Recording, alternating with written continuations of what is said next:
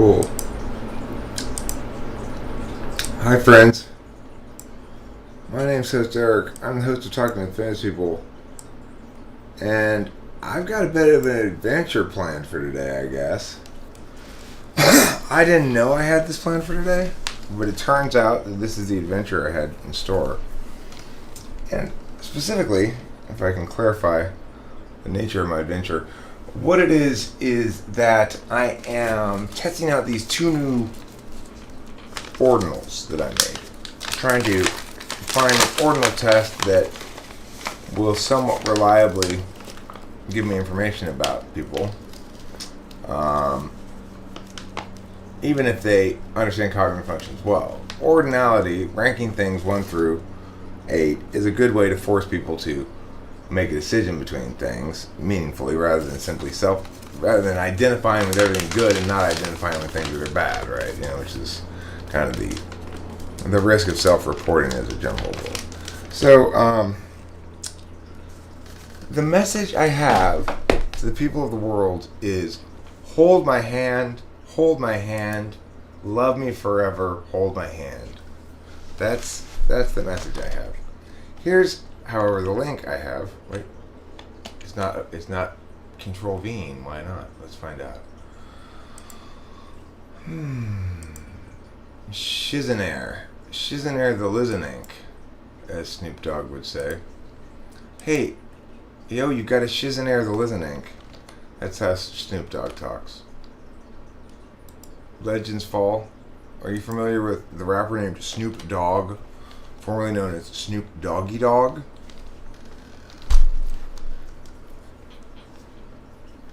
He kind of has his own version of Pauly Shore's wheezing on the J-oos. He says, I'm going to tizache the tizest on tizipology.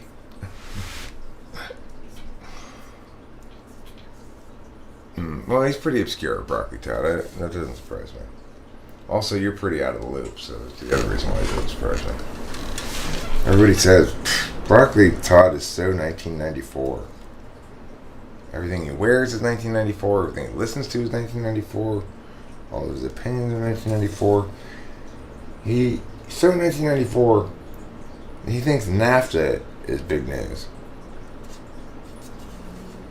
NAFTA? I say to him, why do you keep going on and on about NAFTA, Broccoli Todd?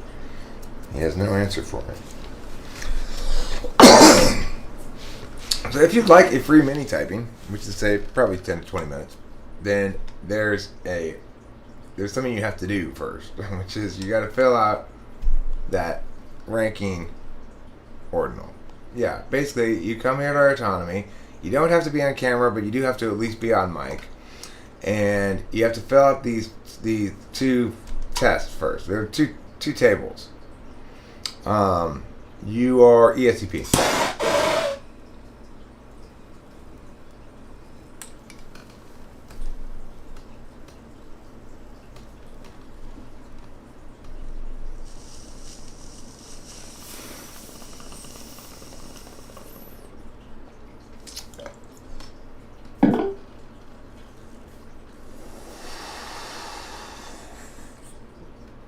Hey, did you fill out the form? Don't be trying to roll up in here until you fill out the form. Okay? I'm all about form filling out. If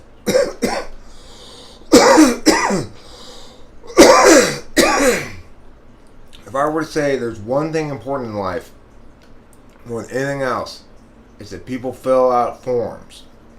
We need more paperwork, more forms. More filling out. I want parts of forms to require blue ballpoint, parts of the same form to require black ballpoint, and parts of the same form to require number 2 pencil.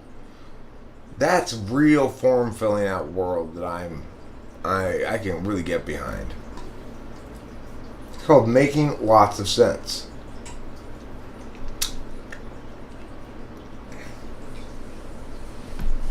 You do make lots of sense. What's another euphemism for doing the hanky-panky. What? Filling out my forms. Oh, that is a good one. You're filling out my forms. You're doing my paperwork. No, you're not kidding. You're being serious. You probably are glad you're on me. I can't imagine anybody. I think everybody should be glad they're not me or anybody else, right? Everybody should be glad that that they are who they are. Did you commit murder? Gracie, you probably shouldn't confess that in the live stream. It gives me gas. Aww. I guess it's what's happening is you see, knowing that you committed murder makes me want to fill up the gas chamber with my gas.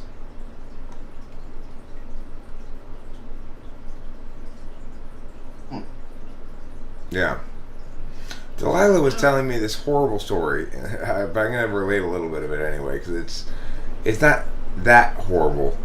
Okay, listen, we were all kidding, and none of us were kidding at the same time. And about that, I'm deadly serious.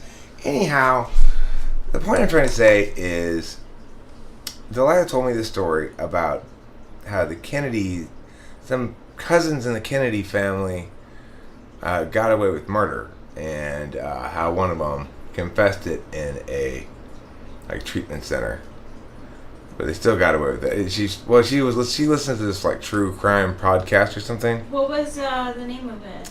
She couldn't remember their names. She Not kept the calling Moxie. them Kennedy cousins. Did it happen in Connecticut? No, wait, what did you say? What? Moxie trial? Like Marsha Moxie? Yeah. Yeah, Marsha Moxie. Oh my right. god, I did a report on that! Really? Holy shit, what's the chances of that? Yes, really. That's crazy. Oh my gosh, So, I can talk to her about that. Delilah was telling me all about it. It was Crazy. disturbing. It It's was disturbing. Crazy, unjust story. It makes me really angry at the idea of privileged, spoiled boys doing shit. Getting away with stuff. with Yeah, shit. man. It's like, they made a movie out of that, Broccoli Todd? Huh. Yeah, they did. I didn't know. I'd never heard of it before. Delilah said, she said, you might have already heard of it because it's kind of famous, but I'd never heard of it.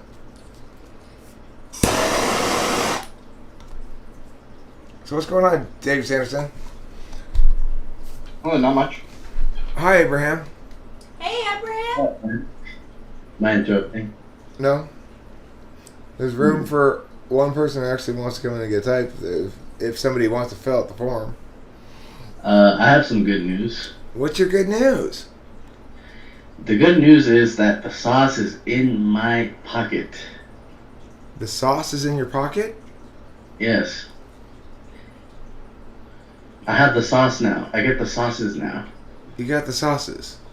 I'm glad to hear that. Me too.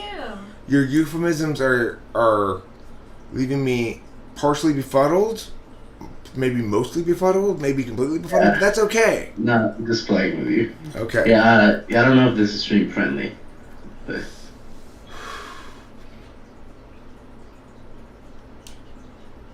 I got my thing. Oh, righteous.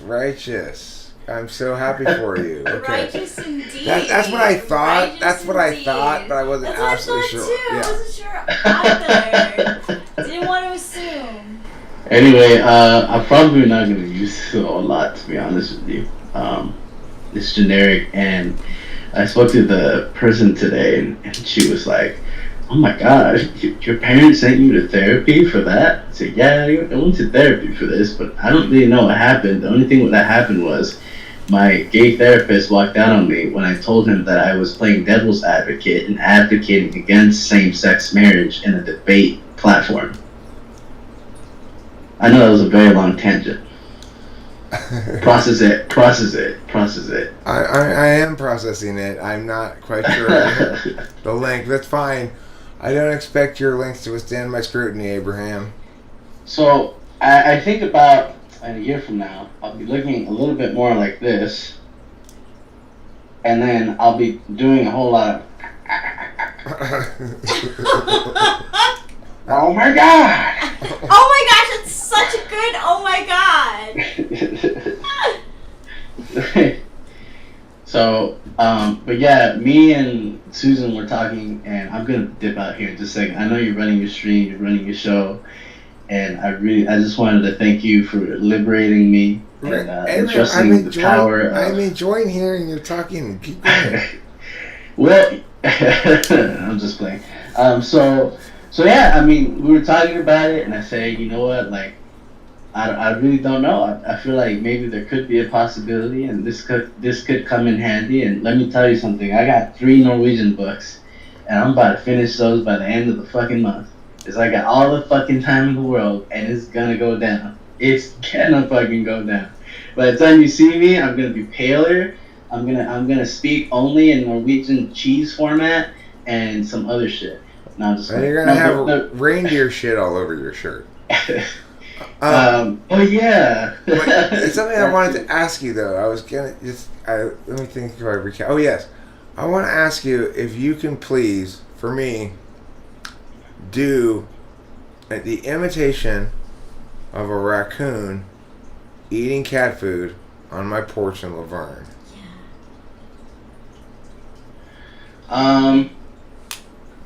Well, there was like I think it was, I don't know if it was, I think it was a baby that pushed up to the porch, and it had his hands out. It just walked up like, had his hands out like that, and you know their fingers are all like flare, like I don't know how it's like frail looking and long, so they're looking around the porch like, and then I forgot who it was. I think it was I don't know who it was, but they were like, "Hey, come and look, come and look." So we come, and then like, there was a screen door, so they couldn't see us, I guess. So they start coming up to the porch, and you can see their little nose, it's like pointy, so it's like moving a little bit. It's like moving its fingers, and then you just like you see the bowl, and then it's so funny because their little hands like they like kind of hunch up, and then they reach for the bowl, and they grab it, and they just go like they reach out for the food. It's just like, and then I think when they started to notice that like one was eating, then came the family, and you have like several other like little raccoons just like, what the fuck's going on over here? Like we can eat over here, you know what I mean? Like so they start coming, and then they all start doing one of these, start eating until I think the mom heard something, and then the mom just like stood up and then looked up at the door and then took off, and then all the babies followed her. Well, Abraham, I'm going to refresh your memory about what happened there. The actual thing that happened is the mother, when she saw us, she stopped eating, she looked at us, and then without turning away from looking at us, she continued eating. Oh yeah, I remember. Okay, so the mom was eating, right? She's eating, and then she like heard us, and then she saw us, but she was still like a ways from the bowl because she like backed up or something. So she backed up a little bit when she saw us. So she saw us, and with her long arms, she would like reach out and like grab the food and then like eat, like looking at us all in a very like paranoid way, like. The thing is, at the time, what Abraham did was imitate the physical appearance of this raccoon eating, right? And he did it exactly right. So she starts off with the bowl, and she's sitting there like this. And then she hears us and she goes,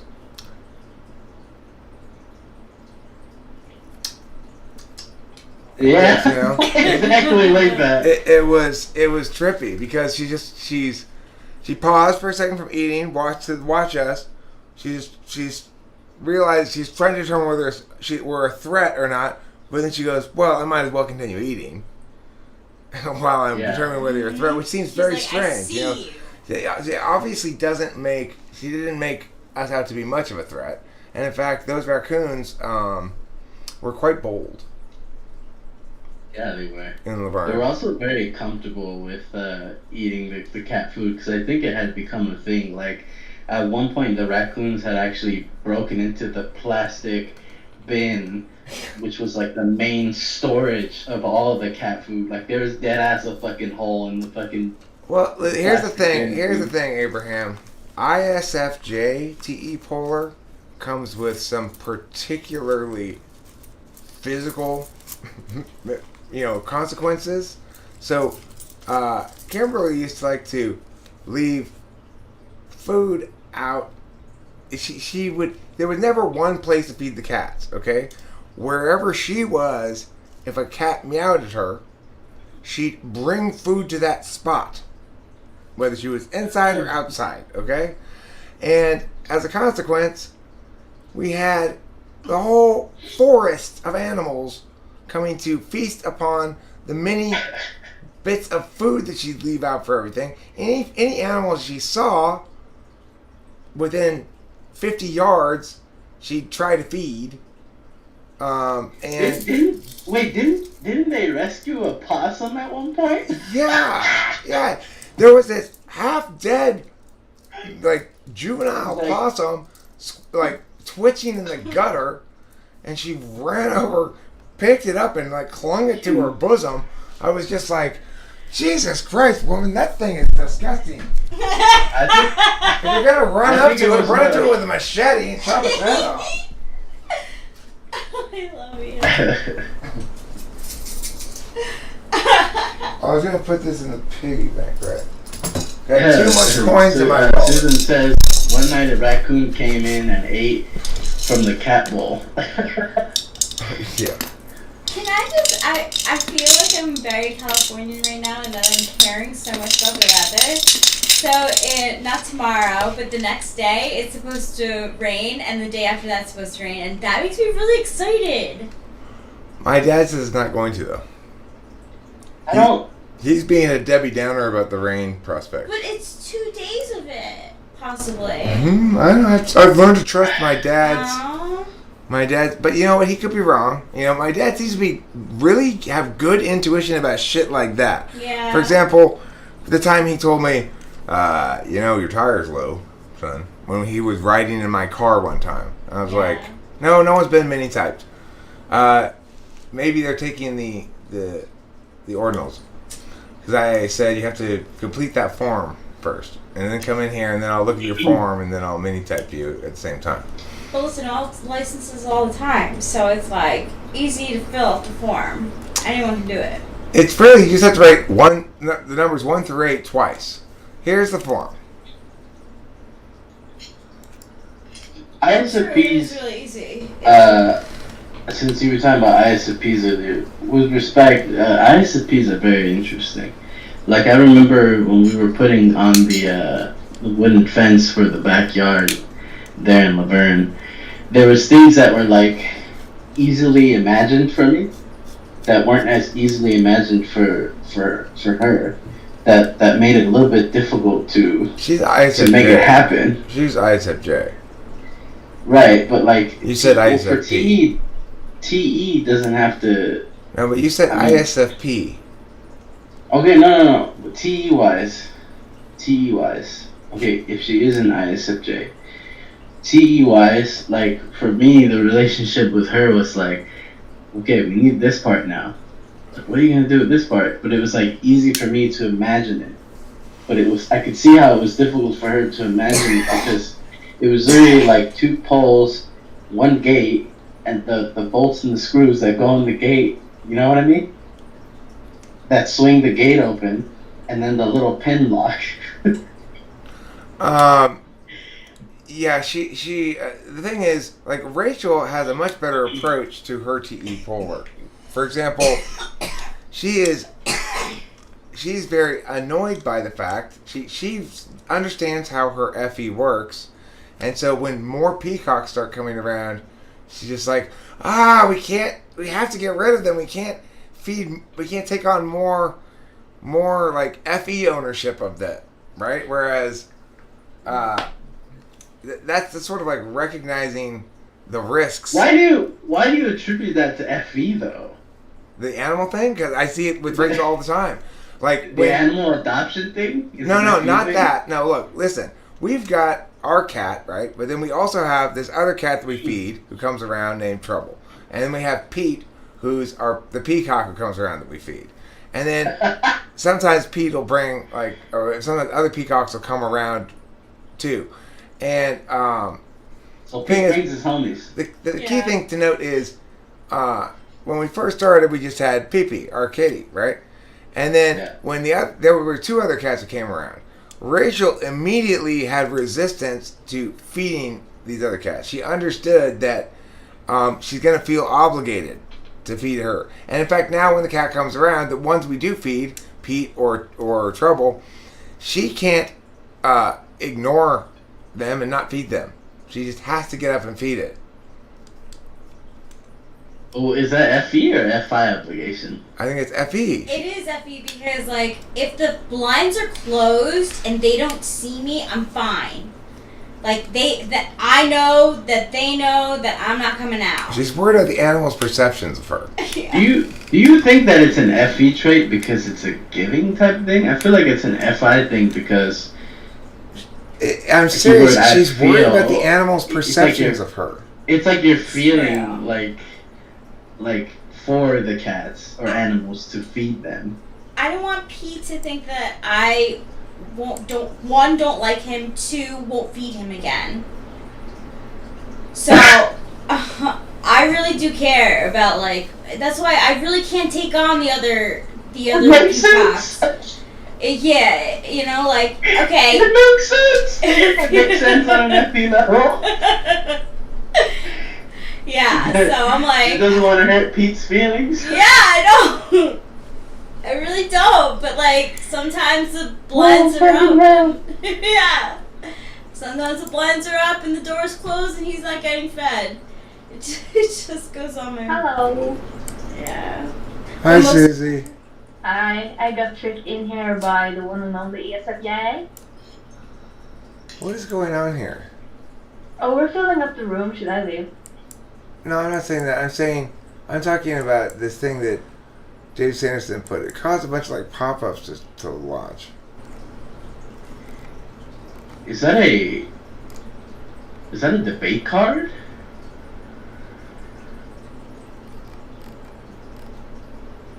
Oh, I see what this is. This is Matthew Acut's thing. This looks boring. Big Bang Theory. I'm trying to find out the weather for the next few days. People seem to fail to understand that life is about life, liberty, and the pursuit of happiness. Yes. Happiness is very important. Happiness. Happiness. It's a philosophy PDF. Eric is conjuring some batshit crazy response to this right now. He's about to tug on his beard like maybe once, maybe twice. I mean, look there's that side. There's that side. Look at this. Look at this. Using these 2 definitions objectively with regards to the objective universe, submitted by Eddie Theory to be the omniverse, which consequently entails the locally observable physical universe. Also, regarding that which is in actuality. So, it entails the locally observable physical universe. And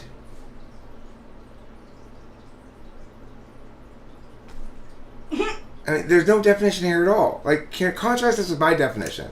Objective means of the object and refers to data that is external to the self. So I can objectively say this is a knife because it's an object that we can all reference. But I can also objectively say that I'm not a moral relativist, even though that's not a fact we can all reference in the same way that an object is. It nevertheless is objectively so and can be established by the set of data that I've already put out there about my position on things, right? The other definition of objective that's meaningful is whether you are using an interested or disinterested calculus. So those are actually operationalized definitions. This thing that he calls the definition is a stinking pile of shit. Are you saying bye to me? Bye. Yeah. I'll see you later, bro. Later. All right, Take it see easy. you. Nice talking to you. Hey, Abraham. I love you. I love you too. Stay cool. I love you too. Stay cool. Hey, send me a picture, like make a video of Pete. I want to meet these people. This is a very interesting. You want to meet the animal people? Okay. Yeah. Alright, take it easy. I'll see you next time. I see it. I mean, it's a clusterfuck of mush, is what it is. Yeah, all you have to do is contrast the two definitions. My definition, you can meaningfully determine if something is objective. His definition, you can't. I mean, that's my quick and dirty and absolutely wrecking ball So wait, what's effective the critique. definition What's that that? you're referring to? His I didn't see that definition of definition. objectively and subjectively. I read them out loud. Objectively, with regards to the objective universe, which consequently entails the locally observable physical universe. Also, regarding that which is in actuality. How do you know what is in actuality? So, in other words, there's no meaningful, like, there's nothing operationalized about this definition. You can't use it to do anything. Subjectively, with regards to a human person and human experience. Also, regarding that which is experienced by a subject. Okay, that which is experienced by a subject is subjective. Okay, well, so that means this paper here is subjective, right? Because I'm experiencing it and I'm a subject. Do you see how ridiculous this fucking definition is?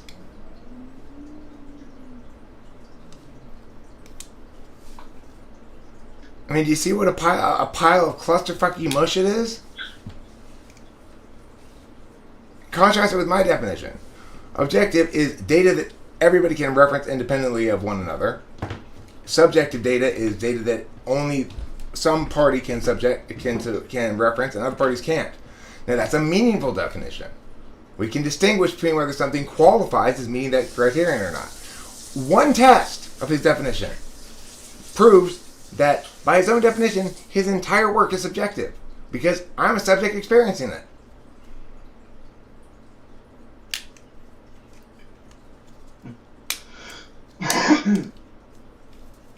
What an absolute catastrophic affront to reason, intellect, and decency. That is NEFI if I have ever seen it. And it stinks like yesterday's rancid shit.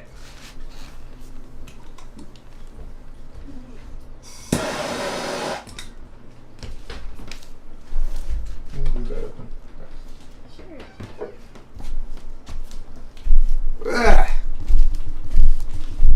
Feel like you need to take a shower. Yeah, really. He's an ENFP for sure.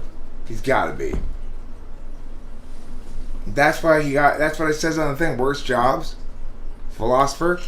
This is what I'm talking about. I mean, seriously. Subjectively, regarding that which is experienced by a subject. So, first of all, if I'm going to use the word subjectively, I am subjectively reading this paper.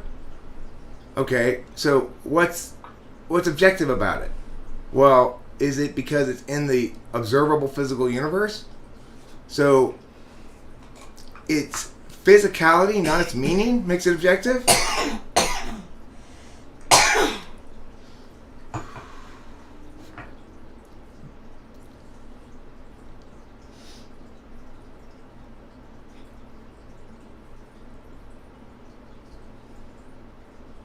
You know, it's mostly, he's doing a lot of claiming about how important this thing is that he's doing. Like this notion that existentiality precedes argumentation is nonsense. It is not necessarily the case that any given argument is actually supervenes on any claim about existentiality. He doesn't understand that claims are claims, you know?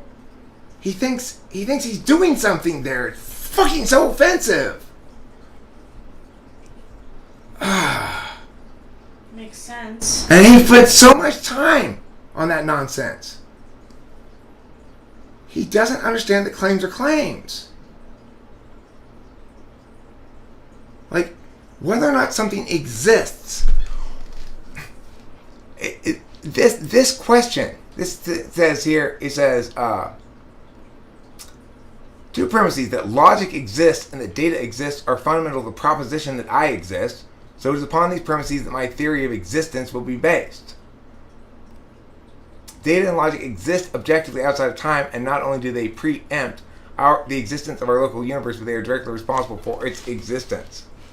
Okay, so he's completely wrong about everything because he misunderstands that foremost is the observer.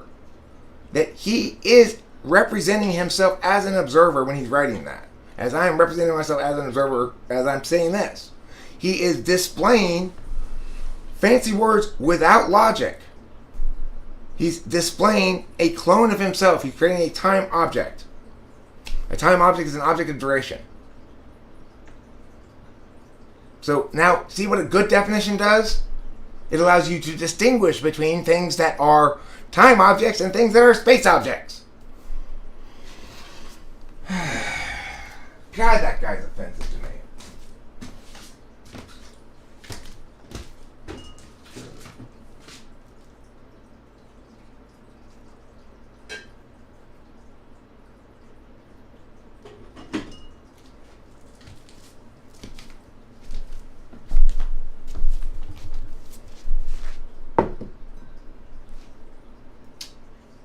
What can I do?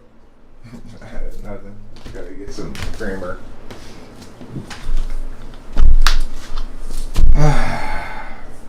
I gotta pull up the chat. That's a good idea.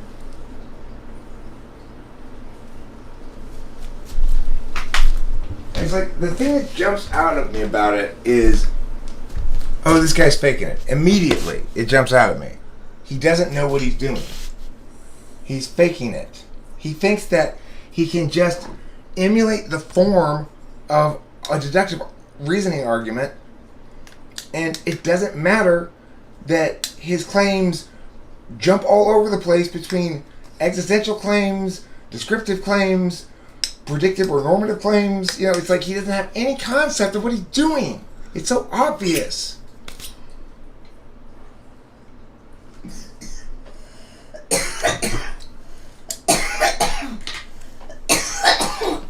The best way to judge the legitimate wit of a person is to ask them to define some things. How people define things will tell you very much about how they think. If you think effectively, you define things for purpose, not to avoid being pinned down on meaning anything. Like, why would he think those are definitions? Like, what does he think definitions are for? Jesus Christ. Go to the chat. Right, forgot about that. Sorry, I don't mean to No, I be appreciate bossy. it. Appreciate you reminding me. You're welcome.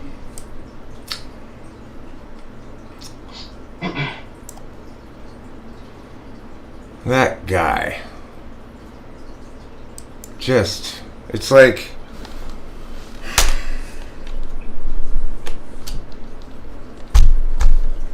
Hey, Sandy. No, I can't accept your request to edit. What you need to do is make a copy of it. Okay? Because I don't want the master copy to be filled in. So, yes, you can join the room. And I will look at your assessment right now.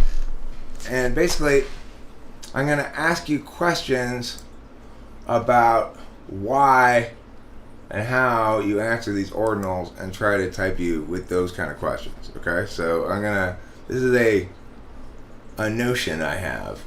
Oliver Linehan.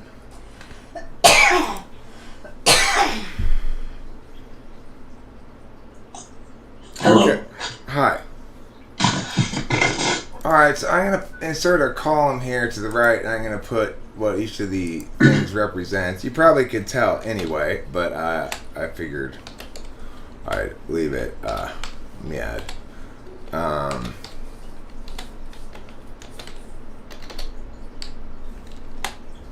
T-I-S-E and G. Okay, so when you say you feel most satisfaction when you are the source of intellect, can you talk to me about a context in which that might occur, or a specific instance you remember feeling satisfaction? Is that? I can't really think of a specific instance, but I do get satisfaction out of sort of coming up with sort of sharp insights or something when I'm discussing something with people, or sort of realizing something that people hadn't necessarily realized yet. Okay. Do you feel as though that's because of how it impacts how people perceive you, or because you find it satisfying to help them, or what? I would say both of those, actually. Probably more to do with how people perceive me, but both of them. Okay. So, alright. Let me look at this. So, I mean, obviously, for an intuitive who's familiar with this channel at all, as you obviously are, then it's pretty obvious what the values are. You've ranked them straight up front stack INTP. Back stack is different though. So one would anticipate that. Let me look at this here for a second. One would anticipate TI being valued, SI being valued.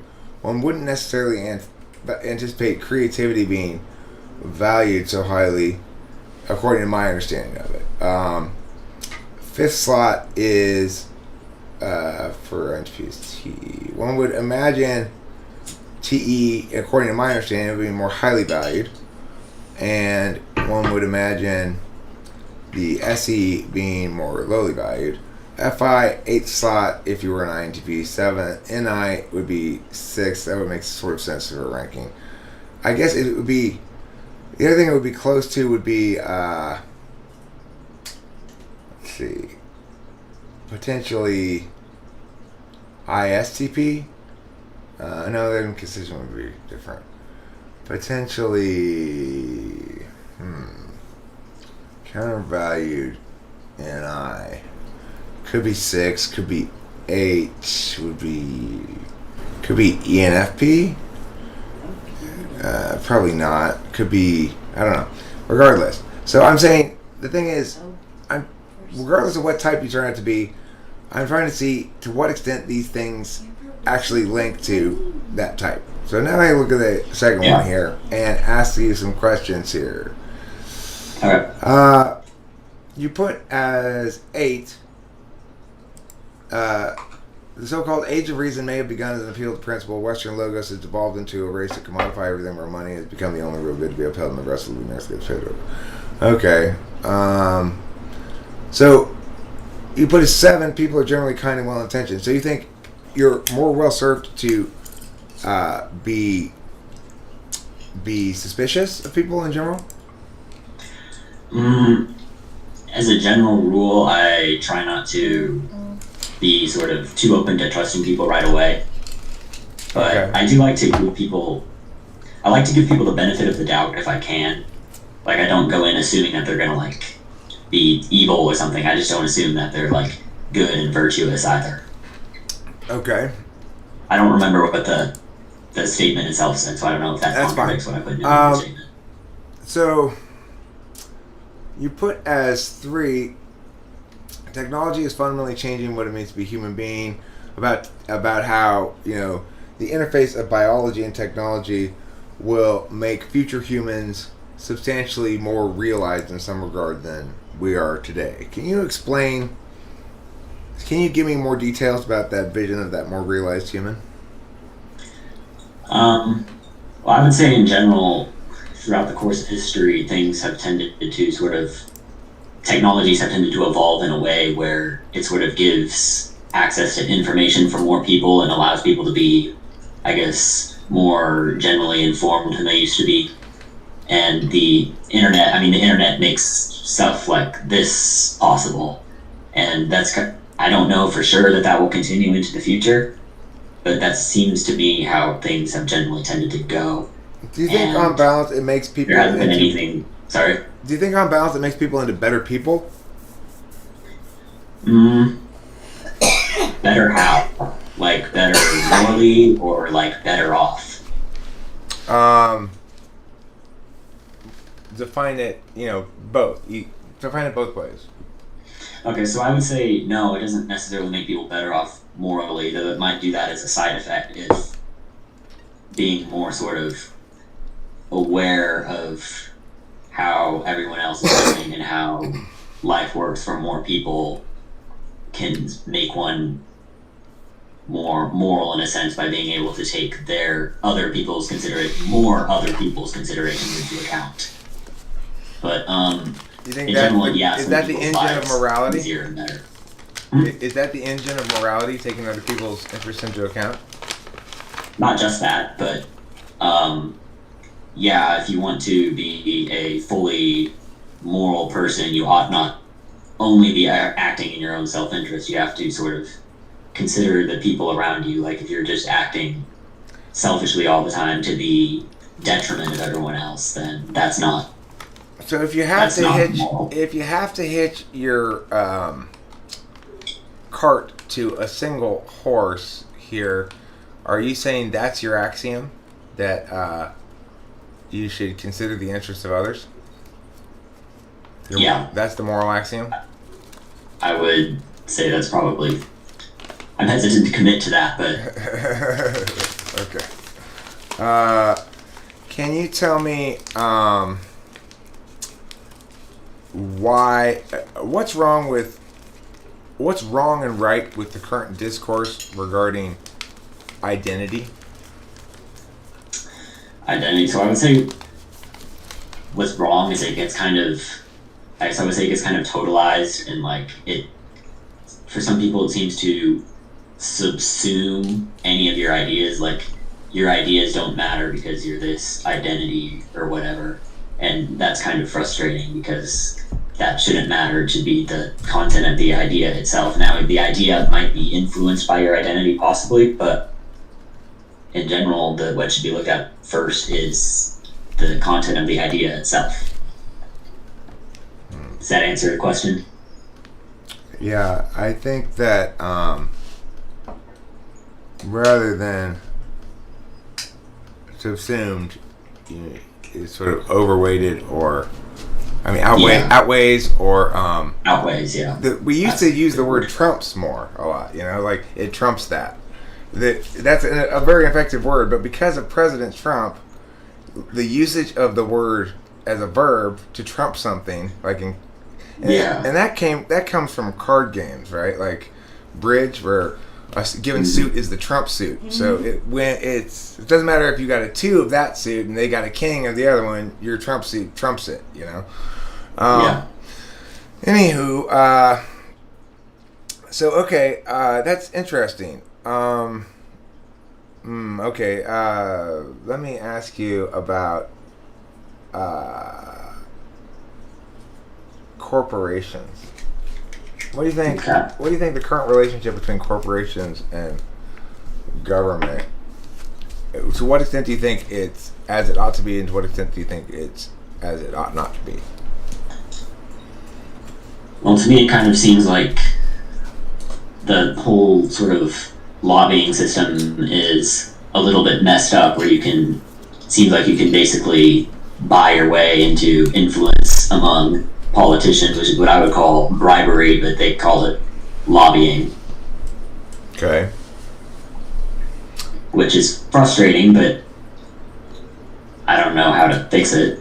Okay, so you put as 6, relativism is destroying the mechanisms of just a moral society. It's not the case that culture-wide agreement, accepted tradition, renders something acceptable either within the context of that culture or without. For example, human sacrifice is never morally acceptable, even if the whole tribe affirms it.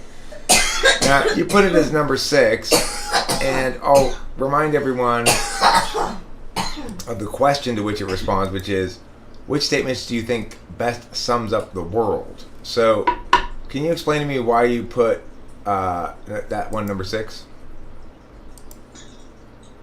Can you repeat what it said? Yeah, sure. Relativism is destroying the mechanisms of a just and moral society.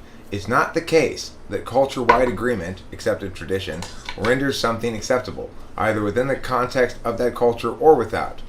For example, human sacrifice is never morally acceptable, even if the whole tribe affirms it. So I would heavily agree with most of that, like the whole human sacrifice bit. I think it was the first part where it said it's destroying the current mechanisms of civilization. I don't think it's going that far. Okay. I don't think it's destroying the world. I mean, unless that's what caused the whole COVID response thing, but... Okay.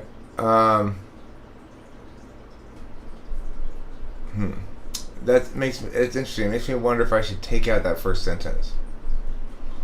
And, of course, if I took out the first sentence, it's...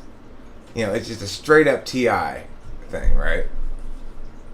But it's interesting, your explanation shows what a more TI approach to it looks like, really. Because, well, I can't embrace every aspect of that because that first statement is making too broad of a claim and is not consistent with TI norms, Okay, so what's more likely to happen? The humanity destroys the world in itself, or humanity figures it all out and reaches something akin to an ideal paradise future? That's a good question. I would say humanity destroying itself is a bit more likely, but that doesn't mean I think it will. But I think reaching some sort of point of paradise where everything's perfect, I think that is almost certainly never going to happen. I would say the possibility of humanity destroying itself somehow in some war or other nonsense is much more likely than the other thing you stated, the paradise point. If Q or P, then not S. And S, what can we conclude? If Q or P, then not S. And S. And S. What can we conclude? Then not Q or P. Not Q or P? Not Q and not P. Thank you. Okay. You probably self-identify as an INTP, am I correct? No. You don't. You self-identify as No. As in INFP? No. INFJ? No. ENTP? No. ESTP? No. Okay. What do you think? What do you think I am? I mean, I don't know yet. I haven't even really started to type you per se. My gut was saying you probably think you're an INTP. Yeah, I kind of thought that you would think that I would think that. So okay, fine. Okay, so now let me get a little serious here then. Fine. Okay.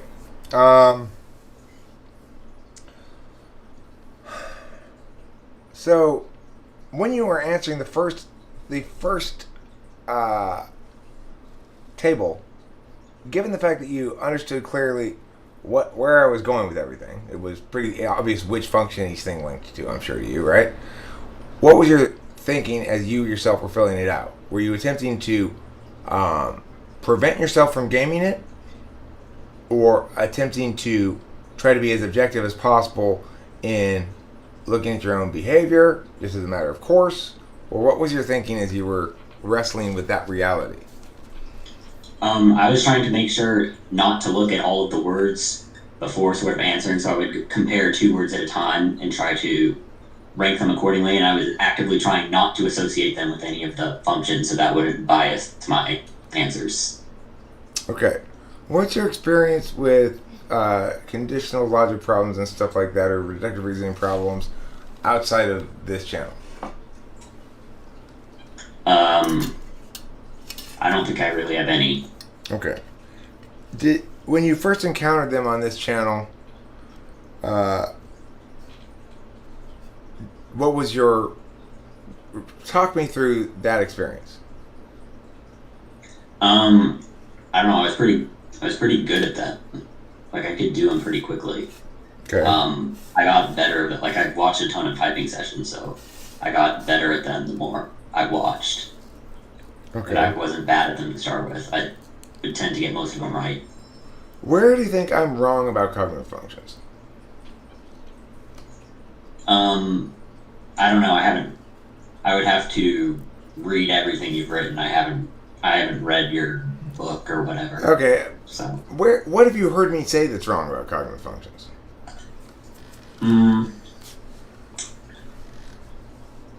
I would tend to think that maybe you overweight, or I don't know if you still do. It seems like you've sort of rolled back on this a little bit. I think earlier it seemed to me like you were overweighting the skills tests a little bit and treating them as more definitive than they probably were. Fair enough. That's a very socially deft answer. Okay.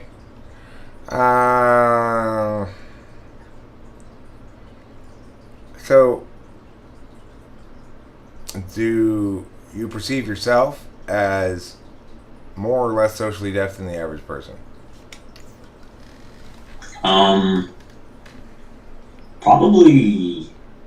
Probably more, but I wouldn't say significantly more. But I'm not sure I've actually thought about how socially deft the average person is, so I don't know.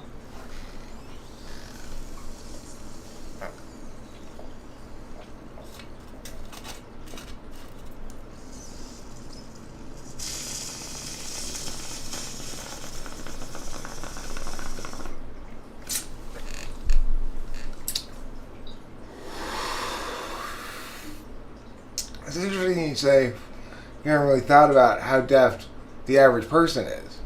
That means you have thought about how deft you are? Yeah. Okay. With regards to certain situations, anyway. What's more likely to be precious to you? An anticipated event or special thing that you're going to go do, or or having consistently like everything you need stocked. So for example, would you rather have a month of a fridge where you go and you're always out of meow, but get to go to that cool event that you're planning to go to, like a concert or a Comic-Con or whatever, and or would you rather have the steady supply of fridge in the month and miss your big event?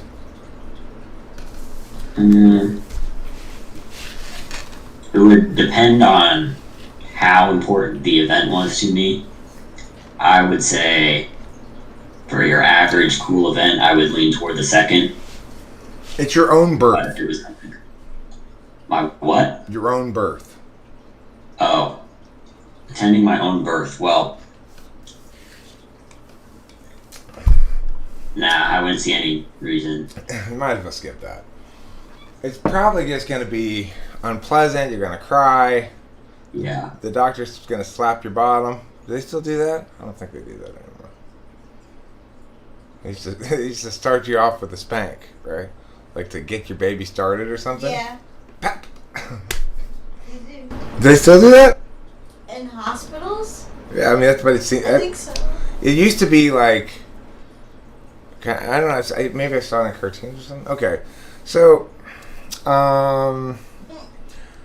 if I have a problem and I'm asking you to fix it, what kind of problem would you hope it's going to be, and what kind of problem would you fear it's going to be? I probably hope it's some like either personal or interpersonal problem. I'd probably fear it being something like your refrigerator's broken or something. Okay. I mean, like, I largely find myself screaming INFJ about you. So since it's a mini typing and it's already getting sort of medium typing, I'm gonna go. That's my mini typing of you as INFJ. What do you self-identify as? ISFJ. Oh, ISFJ. Fuck. It's my bad. Because, I didn't really test NI or SI very much. I just assumed you were intuitive.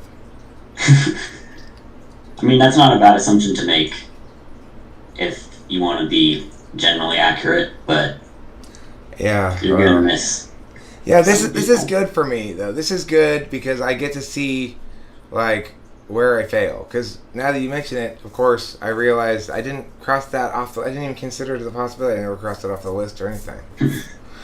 So, okay, I thank you very much for sharing with me your data and on those rankings, and for joining me here today.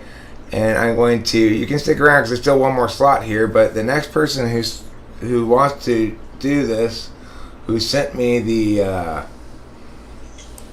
results, is welcome to come in. I've received results from 2 additional people besides Oliver Linehan. One of them is 3 additional people now besides Oliver Linehan.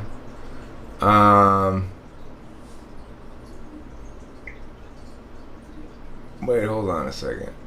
Did you get the money, Rachel? Yeah. I got it. Okay. I put it over. Why did it say your receipt needs a PayPal account or something? I don't know. Never mind. My bad.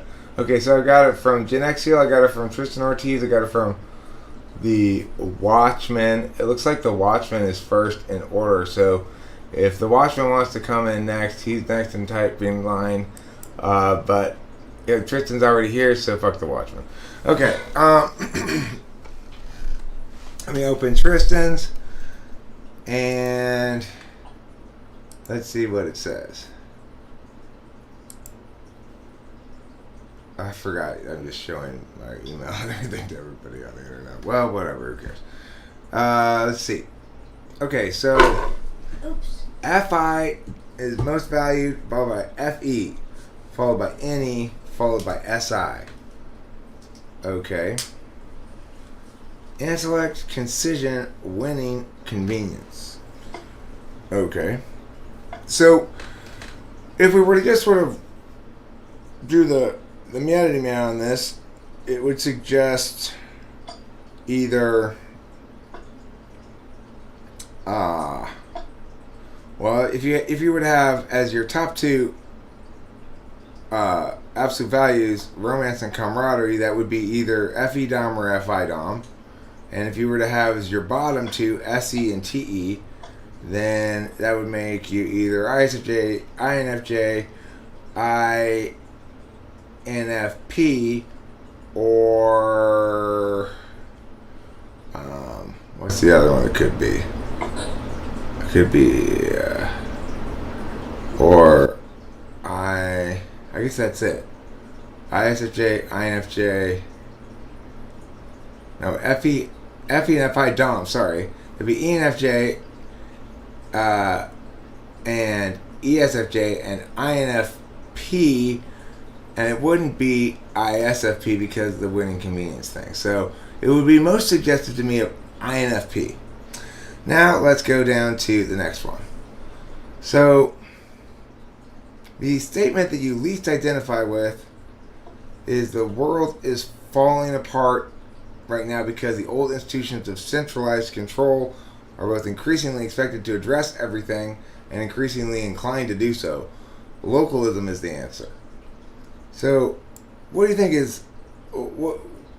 talk me through your thinking there. I don't think we're heading the wrong direction, I think it's heading the right direction overall. Maybe not so in the United States and the political atmosphere of things. But I don't think the old institutions you hold with power, like say religion, like churches and all that stuff, they're losing power. Okay, can I stop you for a second? Can you check your mic settings? You're kind of mushy sounding. It's kind of hard to understand what you're saying. Like either sit closer to the mic or make sure your mic's turned up in terms of its volume or whatever. All right, can you say again what you were saying? Alright. Is this better? Yeah, that's a little better. Yeah, that's better. I don't think the world's heading in the wrong direction overall. I think it's heading in the right direction. Minus like the political atmosphere of the United States. I think my dad kind of has like thinks of like religion and like churches and wants something to hold on power or control people's train of thought. And I believe like them losing control is like a bad thing. Or like dictatorship or like authoritarianism, all that stuff. You don't think authoritarianism is a bad thing? It is a bad thing. Oh, it is. Like it used to be like more prevalent. Oh, okay, I see. So, do you think that the increased flow of information and communication between people is largely the engine of your optimism, so to speak? Yeah, I'd say so. Okay. What do you think about the hot button issue of people in Europe being beheaded for offending Muslims? That kind of puts you on the spot, huh? Okay, I'll move to a more less controversial topic if you'd like. So, which would you be better at? Representing a client in a as a defense who's been accused of a white collar crime. So you're being a lawyer and you're going to have to look at some documents. You know, you have to follow the paper trail, chase, you know, look at some accounting figures, stuff like that kind of thing to figure it out. Or would you rather be called in as a psychological profiler in a serial murder case? Which would you be better at? Probably the psychological profiler. Okay. I'm more bored by the first scenario. I don't think. I mean, I think I might be okay at it, but that would require a lot of attention that I probably want to be interested in. Okay. So, I want you to profile the typical dog snatcher. This is somebody who commits the crime of stealing somebody's dog. What is that? Who is that person? What makes them do that? What turns a person into a dog snatcher?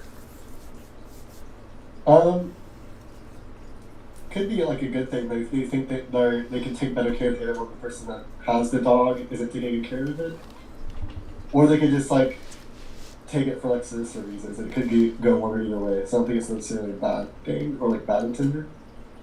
I see. So there's sinister and non-sinister dog snatchers? Yes. Well, the sinister dog snatchers, are they taking your dog because they want to,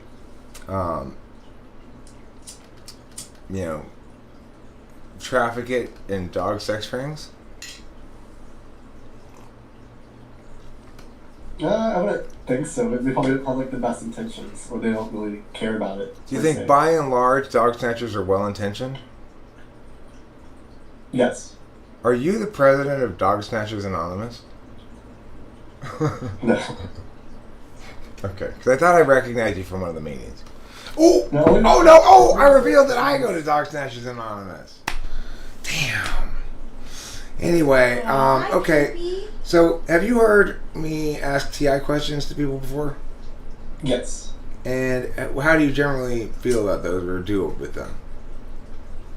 Maybe average, a little bit above average, but not like super well. Okay. If some baseballs are also tennis balls, and some tennis balls love bananas, is it necessarily the case that some baseballs love bananas? No. Okay. If all Icelanders love your mom's face, and Judy loves your mom's face, can we conclude that Judy is an Icelander? Yes. Okay. Can you please instruct me in exactly 8 steps how to assemble how to set up set up for dinner outside on the patio. Assuming the table and chairs are already there. Grab the silverware, I guess, like Silverware, plates, plates, food. I'm guessing it's not pre-made or anything, but just food, food, beverages, maybe music. turn to music. That's 5.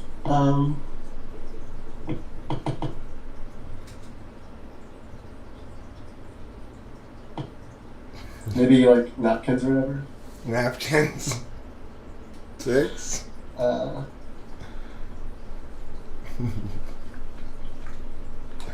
Normally it would go like something like this. First, you put the plates on the table, then you put the silverware on the table. Then you put the food on the table, then you get the scoopers, then you invite people to sit down, then you scoop out the food onto the plates, and everybody eats. That's 8 steps, I think. Like that, So now try it for purchasing a new hat. So you get in your car, you drive to the store, you go in the store, you search for hats, you find the hat that you like.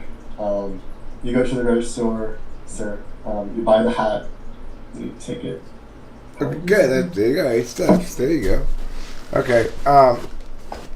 What's a better song?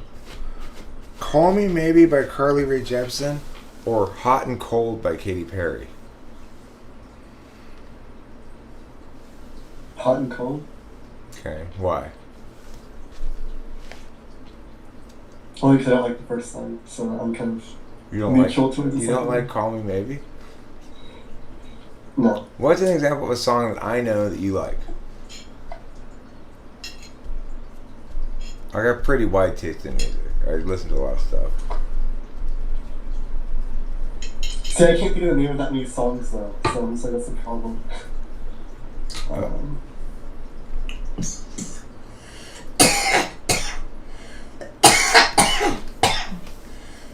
let me ask you a different question. Name a song that represents to you your 16th year.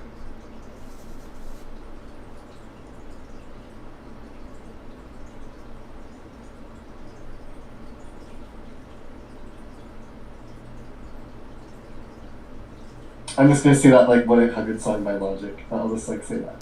1-800 Song by Logic? Yeah. I'm not. And why is that? Why does that song resonate with you with your 16th year? I said I was passing that time, and then that's the song about depression. So I was like, okay, that kind of goes together. Okay, So, I see. So the feeling you identify with the time is the same as the feeling you identify with the song. yeah. Okay, cool. Can you? I want to do this game I tried just recently. This will be the 3rd time I've done it, where I say a word, then you say a word that rhymes, and then a word that begins with the letter. So let me demonstrate. I'll be, Joe. I'll be both sides. So I'll go like, bring, ring, rock, dock, duck,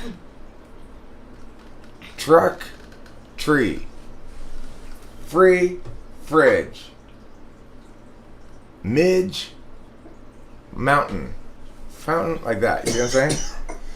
Okay. Alright, here we go. We'll start with rough. Tough, and then tree, and then Then I'll say brie, bring. so sing, say, Way, watermelon, water. Way, water.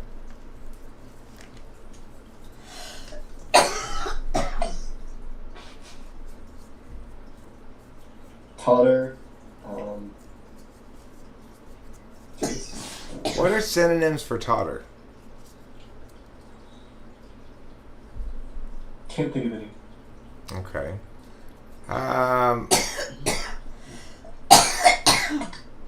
Can you let's play the invention game. I've got a new invention. It's a high-tech viewing television screen with an audio system that plays a background track of Rachel coughing throughout everything you watch. And I can't think of any names for this new invention of mine except TV with Rachel coughing attached. So, can you help me come up with some snappy marketing names for it?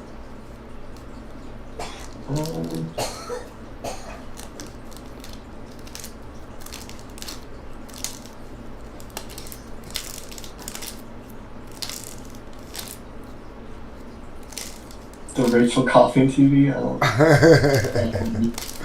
Okay, so I'm gonna hazard a guess here. Are you by any chance an ISFP?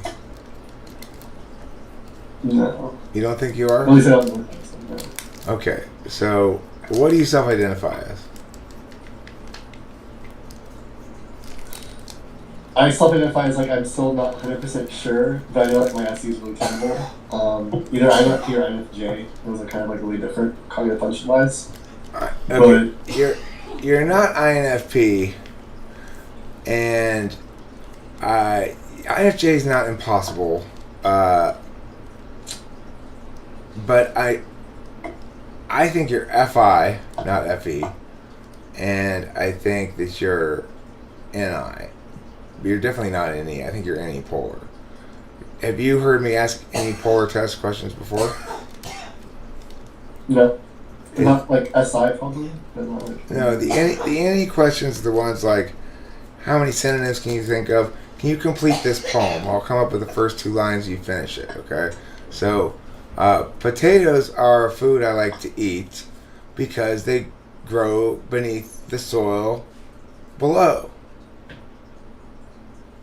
I blew it twice. Let's continue off that. Yeah, and then you do. So the next 2 lines, I'll finish this one as an example. So the first 2 lines were, potatoes are a food I like to eat because of how they grow beneath the ground. I like to eat things from beneath my feet, and that's where those potatoes then are found.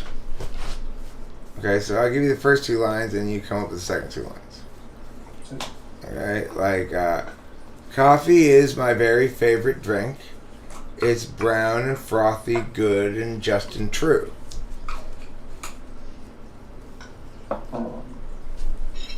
I have to drink something to get through the day. Otherwise, I just lay and lay.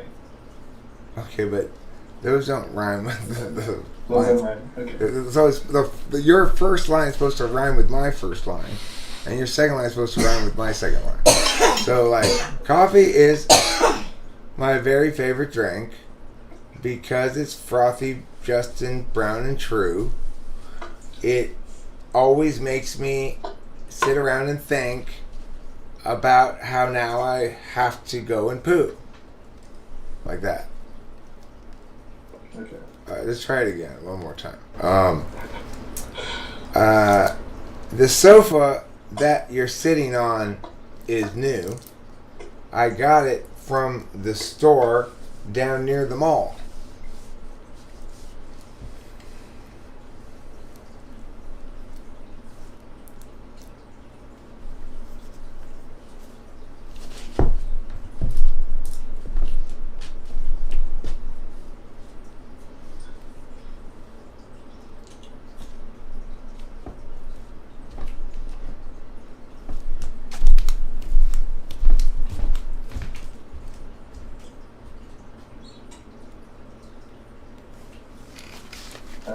Like, I can't think of any like good rhyming things with like Sue. Like you got it from someone named Sue. The sofa's very tall, so it kind of ends with.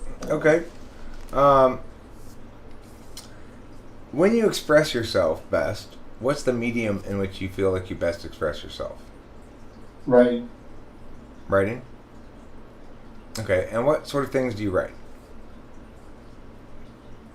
Like my feelings, poetry, kind of more so like those two things. Okay.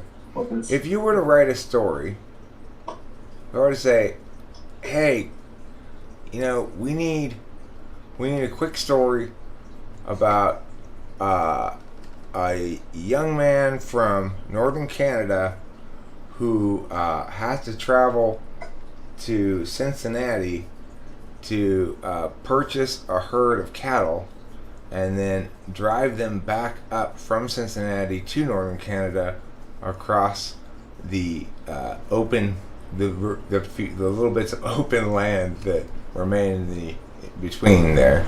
So, you know, the old style. And his name, interestingly, his last name is Driver because he's driving cattle, and his first name is Chuck Driver. Can you write this story for me, please? I need, you know, about 22 minutes of television show on this. We're gonna just have somebody read it out loud, and it needs to tell the whole story, and you need to introduce a few characters, and can you do it by 7 a.m. tomorrow morning?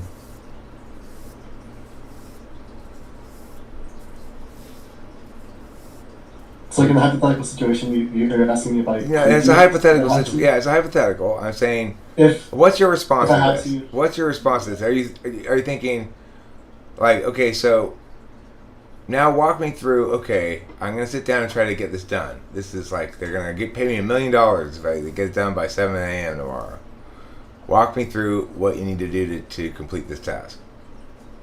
At first, I'd have like the whole entire like narrative they're trying to like do, like basically set on a piece of paper, and then try to construe a story that like makes sense or like would be realistic in some type of way. Kind of just like work backwards and try to figure out, okay, once I have like try to make up a realistic scenario about it, and then just go step by step and try to figure out like try to piece it together in a way that makes sense. Okay, so what we know right now is that let's workshop it. Okay, what we know right now is that Chuck Driver has traveled down from northern Canada to Cincinnati, and he's traveling back from Cincinnati with this herd of cattle, driving them up to northern Canada. So obviously we're going to need some additional characters probably. What else are we going to need in this story? I'm drawing a blank here. Come on, what are we going to need in this story? We're going to need some more characters. I know that much. We're going to need some plot points of some sort. Help me out here. People he met on the road, people he met on the gas station. Okay, so let's start building it. Like, okay, where's he meet the first important person? Give me the scene. How does the story open? Give me the start. Curtain. What do we see? Him basically, I guess, come up with this idea, or just spawning this idea of like what he needs to do, or like kind of like. Okay, so wait, he just randomly comes up with the idea one day. I know what I'm gonna do. I just feel like going to Cincinnati and getting herd cattle. He probably need a backstory, don't you think? Yeah, or like how he spawns this idea in the first place. Well, I mean, presumably there's some reason besides just random inclination why to go fetch a herd of cattle, drive them back across the United States and up through Canada to northern Canada. That's true, but I think coming up with like this hypothetical scenario, like the beginning of how he spawns it in the first place, is actually the hard part. And then I just like, if I were to do this in real life, I'd probably just do the easier parts, which is like, oh, he meets a gas station attendant. They start the conversation there. He gets somebody at a restaurant. We can put plot points up to me and be easier. Okay, so he meets someone at the gas station. Is that how the movie starts? I mean, the movie or whatever it is. No, at least like me construing like the story. Like, okay, I'm just like I'll get to the beginning later because obviously that's gonna require more work and more brain power. Me trying to figure out some mental gymnastics about how I possibly could spawn this idea in the first place. So what's the exciting part of this story that's really gonna get people like? It's like, is it gonna almost lose the cows? Maybe like a surprising ending. So like no, I'm saying we got to build up to some sort of climax, right? There's got to be some sort of suspense here in this book or this movie. So is he Is he at risk, perhaps, of maybe he's not a very good cowboy, and he keeps almost losing the cows? Maybe his cows were stolen. He had to find a way to get them back. Okay, there you go. Some died. There we go. Okay, so Like now we've got a villain in the story. Paint a picture of what's this villain's motivations. Who is this villain? Bring him alive for me. Somebody looking to make a quick buck, who was on the poorer side and probably sell the cattle for like cash or like use it in some type of way for profit. Hey, buddy. Maybe he's poor and had a family. Maybe he can make him even emphasize the villain. Like he's poor. Hey, buddy, want to buy a head of steer? Does he He's sell it poor, on the he has, like, street? some psychological issues. Does Like, he sell maybe his stolen steer on the street? That's what I want to know. Where he sells them. Okay. Look, I don't think you're an INFP. I don't think you're an INFP. Okay, I can tell you that right now. I don't think you're any. The thing is, if I were asked that question, right, like the story about the guy, and somebody said, okay, can you do it by 7 a.m.? Well, yeah, I guess so. Let's see. Okay, what we're going to a love interest. We're going to call her Judy. She's going to be a tough but dusty but feminine country girl that is this daughter of the guy who owns all these cattle that he's getting. Why is he going to get these cattle? Well, his father has made a deal with the Canadian government to manage a large cattle breeding experiment where they're trying to make cattle they're trying to make cattle Roundup resistant so that you can spray Roundup on them to prevent weeds from growing on the cow without harming them, you see. And you know what, while we're at it, we're going to make them DDT resistant so they don't get any insect bites, you see. This is the plan by the Canadian government. Now, my father is the bioengineer, the guy, the whatever you call it, the crazy scientist guy, okay? We'll call him mad scientist, the archetype. And he's been obsessed with cattle ever since my mother was killed when I was young, when she was stampeded by a cow, right? So look, an INFP, like Kyra, for example, would be just automatically just sort of riffing back and forth with me about this silly idea, coming up with random shit, right? It's just not your style. Now, you could be an INFJ in theory, but do you believe yourself FE or FI? If you are confused about it, talk me through your thinking on it. I'm only confused about it because it's like maybe I could have an FI that values FE things, like placing other people's first, or like considering, like when it's like about my feelings, I'm usually more aware of other people's feelings a little more around me, or try to accommodate them. It's not necessarily what I want or value. I think what I want or value are very compromisable. Nor do I actually know myself that well, particularly. So I don't really know. Okay. Are you more likely to ask somebody to help you with a tech problem, or for you to be able to help somebody else with a tech problem? I prefer to help somebody else. Okay. I'm pretty confident you're an ISFP. You test polar NE and you don't test polar TE to the extent that I tested it, and I'm pretty I'm not the best at identifying FI, but I think you're FI, not FE. Your TI is a wash. It could be third slot, could be eighth, but I think it's eighth. And you're definitely not an extroverted intuitor. So that's my. You probably don't want to hear that, but that's my typing of view is ISFP. Keeping in mind it's a mini typing, so Okay. Alright. If I'm wrong, you're an INFJ. You're one of those two. ISFP is my conclusion, but INFJ is not impossible. Okay? Okay. Thank you.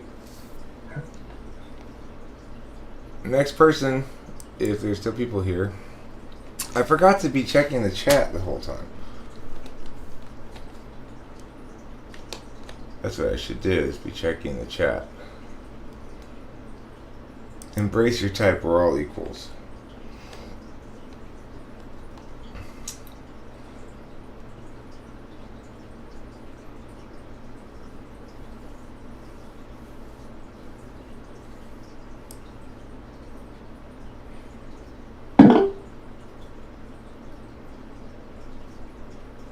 Oh, that's right, you're an ISFJ. I was like, what was Oliver Landon again? I already forgot what you were.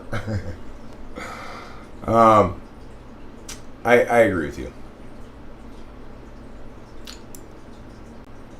I already forgot what you were. Hello? I agree with you. Okay, cool. Did, I already forgot what you were. your audio is absolutely terrible. Hold on, I can seriously not hear you. Did,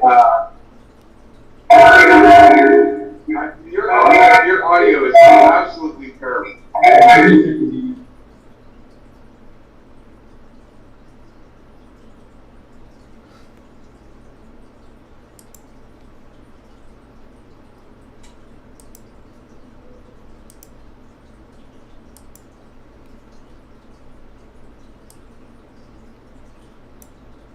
Okay, I'm going to be privacy/security conscious. Is it better now? Yeah, that's way better. Let me just, what's your name? Let me see whose email this is. Who are you? Luca? Aditya? Are you? Must be doing. Hold on, say it again. Say your name again.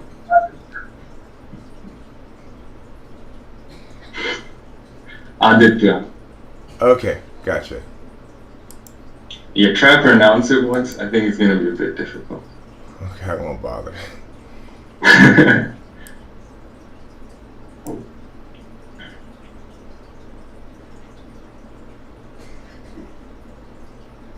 Wait.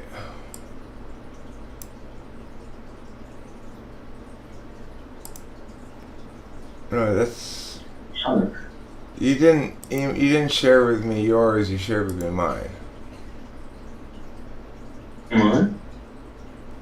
Yeah, you shared with me. Or all I got from you is a request for access. Yeah, I did. I got confused with it. I don't use docs very often. So did you fill it out? Yeah, I did. I sent it to you on the email. Okay, I don't see it. I just see the request for access. I'd send it on the same one. I think my email ID should be with. Oh, I see. I 38. see it. Never mind. Yeah. Can I be honest with you? No, it's still the same. It's still the same thing. It's not. You didn't share it with me. I didn't? No. Alright, let me look. Oh shit, okay. You know what, I'll just come back to it when I'm done with it. I think I fucked up. Okay, yeah. Alright. So I got a couple other people who have completed it, so let me get one of them. Alright. Alright. Later. Bye. Bye. Okay, so somebody else who did complete it, please feel free to come in. Right now you can't see anything because I'm looking at my email and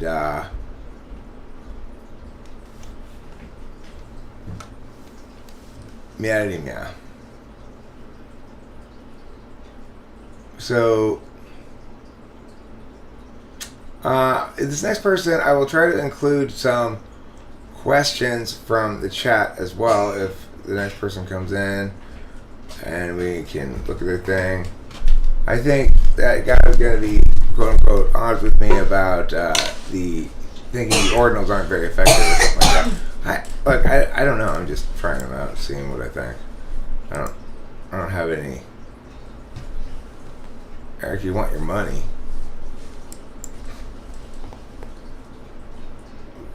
Spacey, why do you think I owe you money? Sure, it's not really spacey.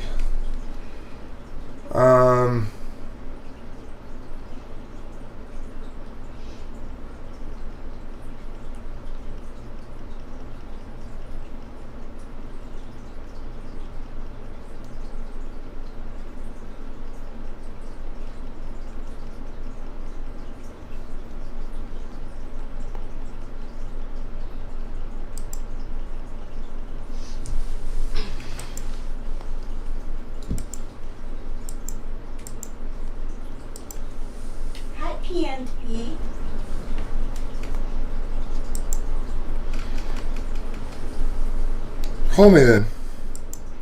Spacey? If that's what you think.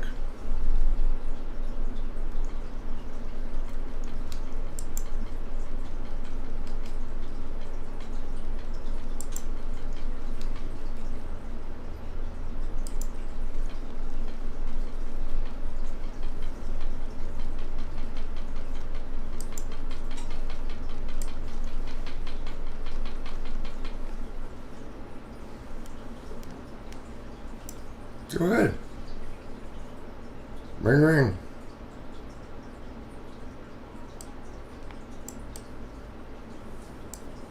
Not Spacey, no. Sorry, Spy Monkey. So anyway, we are looking for the next party who wishes to be typed.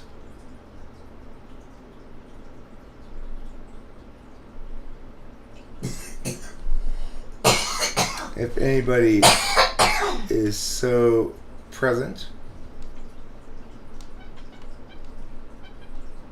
A visor can be a hat of many purposes.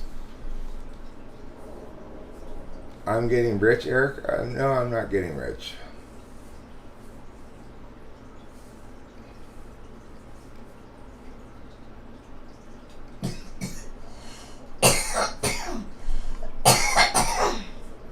Oh. Yeah. I think I sent it to you. It should be there. Okay, so let me do this so I can look at my email without live streaming it.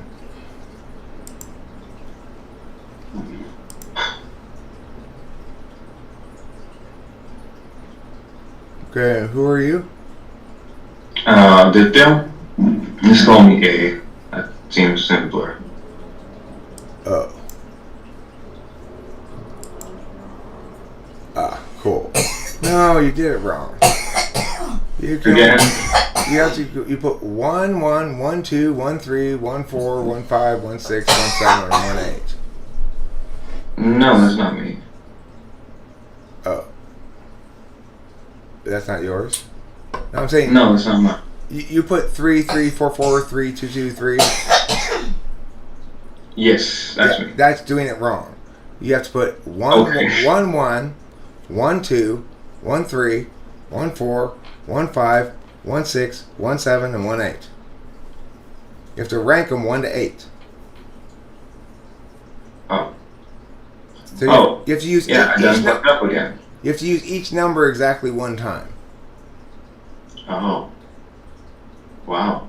I'm retarded then. That's Alright, okay. okay. Alright, yeah, so try again. Alright. Okay. Sorry for the mix-up. No problem. Wow. You never know what you're gonna get on You sure don't. What a shame monkey. Yeah, really.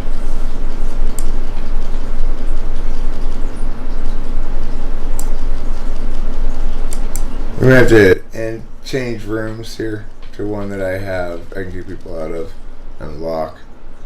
This is not one such room. I don't think. Let's see. This is an unlocked room. Let me see if let's see the other one.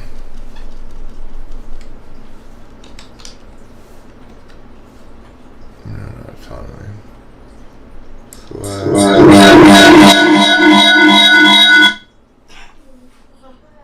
My bad.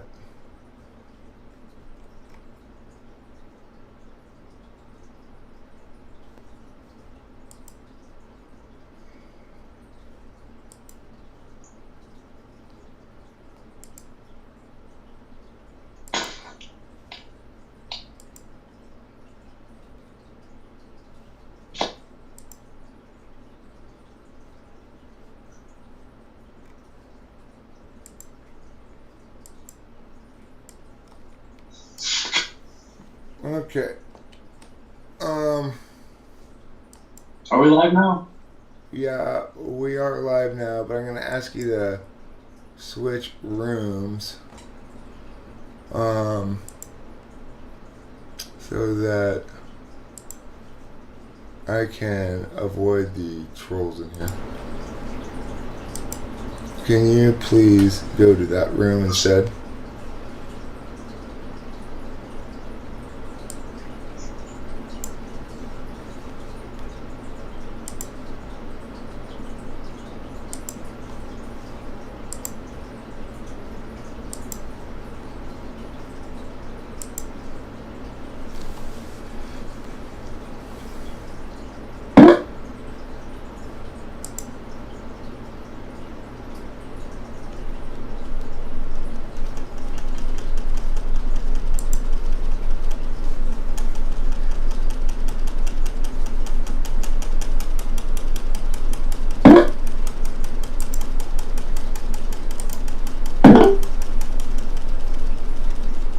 Cool.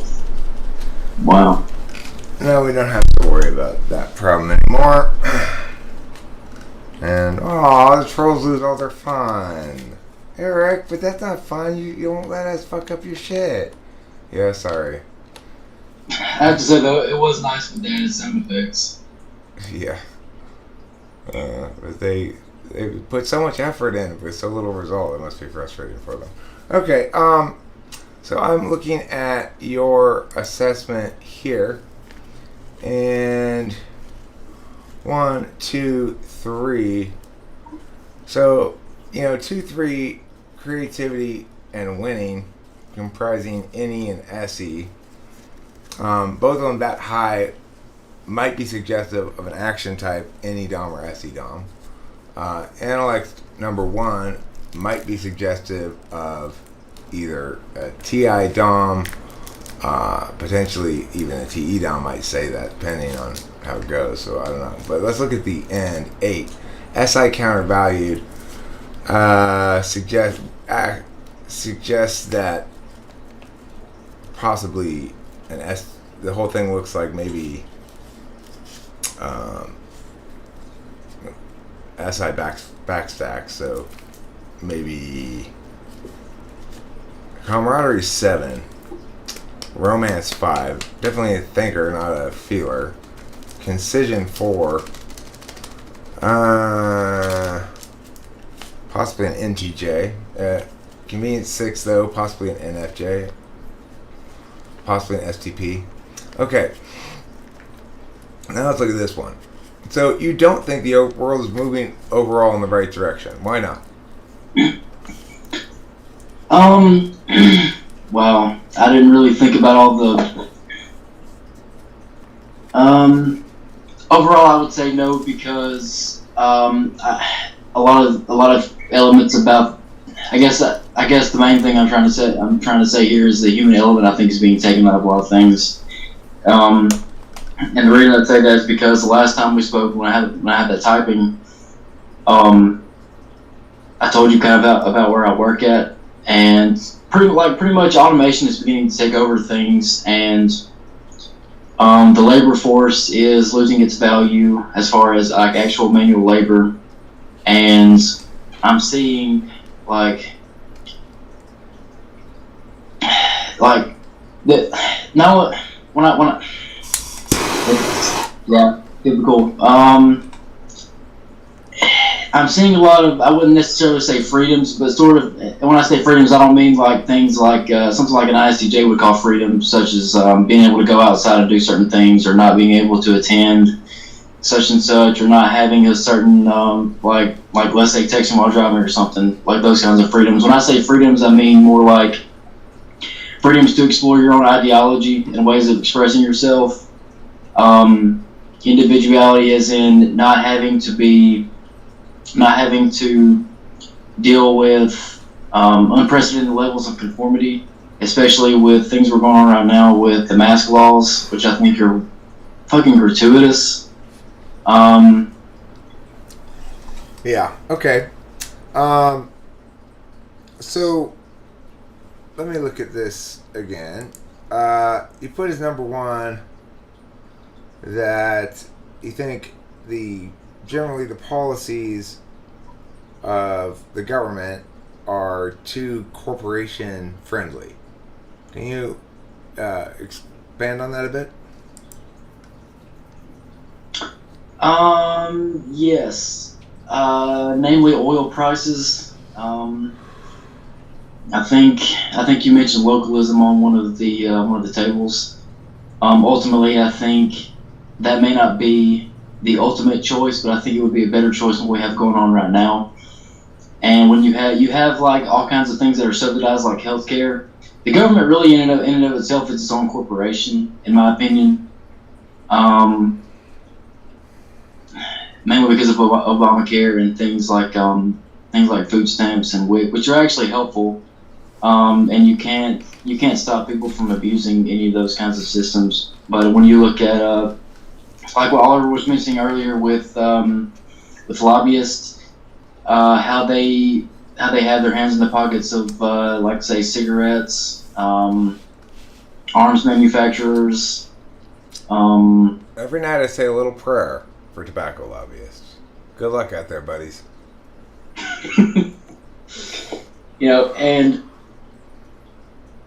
And even soda companies,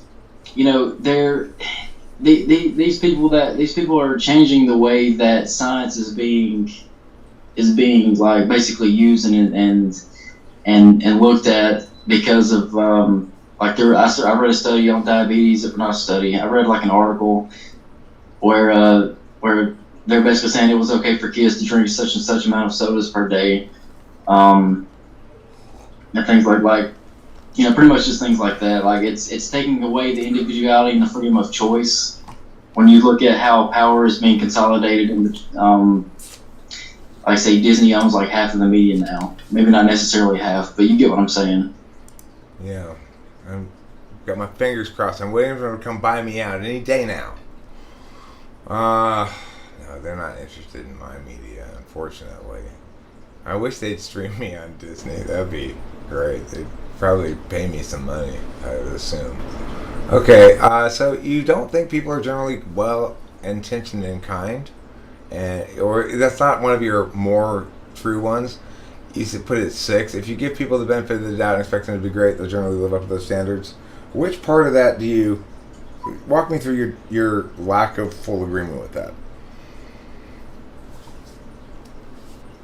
Can you repeat that, please? Sure. People are generally kind and well-intentioned. If you give people the benefit of the doubt and expect them to be great, they'll generally live up to those standards.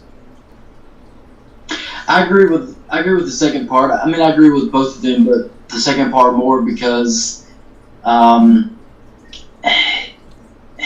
would say that when you show more of when you have more gestures of good faith, I think people are more apt to follow that in kind. I do think that people are generally well-meaning, but I think they act more in their own interest than they do as more of like than they operate more on a base of morality. But I guess I would say I would use the phrase that deals with respect, like it's earned is never given.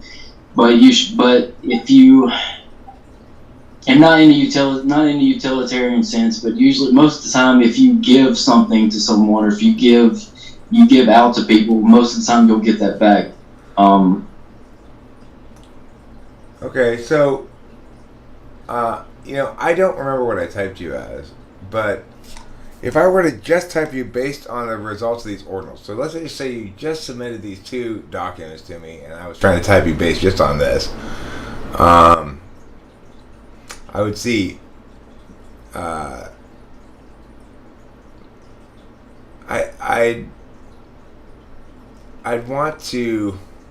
wish I had done more TE testing in it, because I can't tell from this necessarily NTJ or NTP or STJ potentially. The thing is, on the last one, I would call that the way that you order this. You say the first one you put here is what I would consider an FI perspective. Corporations of large respect replaced our so-called democracies of the military commercial complex, but I'd also call it an NI perspective. Now, whether that's accurate or not, I don't know. Relativism is destroying the mechanisms of just and moral society. It's not the case. I would call this an NI perspective and counter FE, potentially.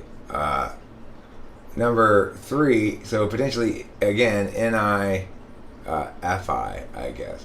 3, technology is fundamentally changing what it means to be a human being. Our current understanding of what consciousness, blah, blah, blah, blah. This seems to be I would think of it as an NE valuing thing, which would suggest, again, possibly NI Dom, because that would be an absolute value as well. And then number 4, the world's falling apart because old institutions of centralized control are expected to do too much and are trying to do too much, and localism is the answer. This seems like a TE/TI valuing thing. So, I don't know. I guess I would suspect.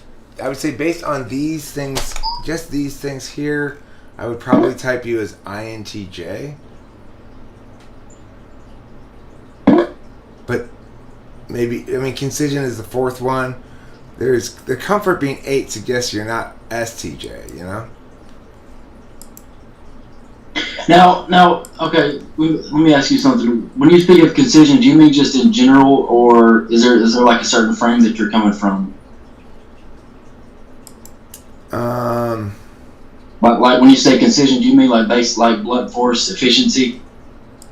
Well, I mean, expressing what needs to be said in as few and clear words as possible. Okay. Talk to me about whether you value that, or how you value that. How do I value that? Pretty much like, I like when I'm thinking about things in general, whether it's like my own values or going over something I may have said earlier before. Like I typically always try to go through thoughts in my head to make sure that everything I'm saying is basically to the point, because just out of not even just my own personal experience, but I found it's basically like I always want to make sure that I don't waste too many words when I'm speaking to people. So when, like, say for instance the conversation that we're having right now, right? If I don't have the right way to speak, nor I'm just going to sit here and pause while I'm thinking about it. So, okay. Let me ask a question. Let me interrupt you and ask a question, please. I'm sorry to interrupt, but if you were to go on a vacation someplace and have a really good time, would that make you likely to go to the same place again on vacation? It would have to leave a really good impression on me. Okay. So are you, I guess what I'm saying is, are you looking for your spot, or are you looking for there always to be a new spot? The next spot's always a new spot, or are you looking for the right spot to go to again and again? Which is more true for you? Well,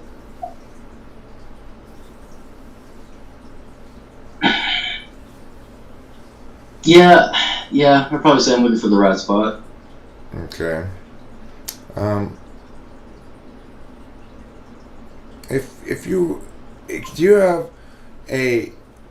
you ever rented cars?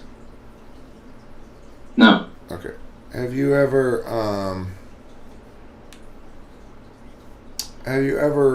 gone to a mechanic that's part of a chain? Such as Pep Boys? No? Okay. And why would you not? Why not? Why do you smile when I ask you that question?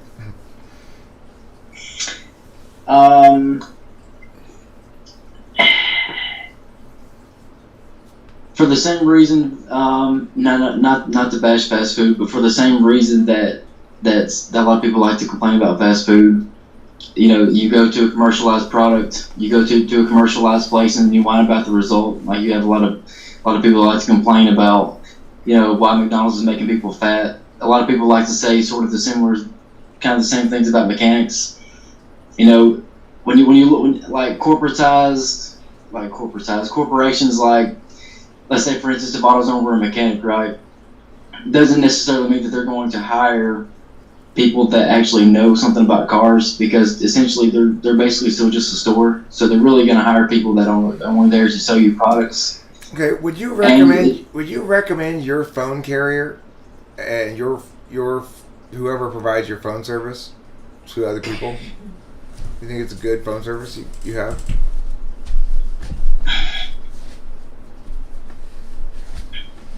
Probably not. Okay. Is there some kind of product like that you do have in your life that you think I would definitely recommend this to people because I believe in this product?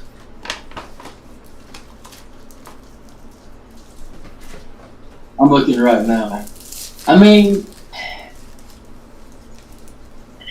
I've got a few books that I would probably recommend, but normally I don't do that unless somebody would ask for something like that. I don't.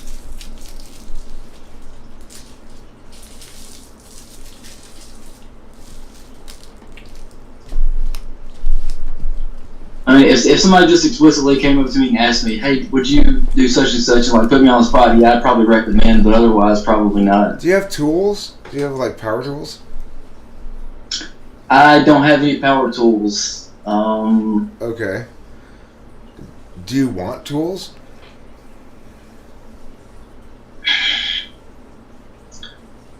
I probably like some more of the basics. I mean, I'm not somebody that you would go to fix anything really. I mean, I know like I live in the South, right? So I have basic knowledge of how to use a screwdriver and things, but that's it. Okay. On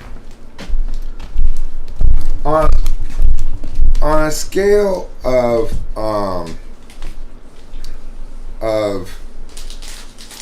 gauche to ultimate Southern dandy, how do you rank your Southern charm, your level of Southern charm?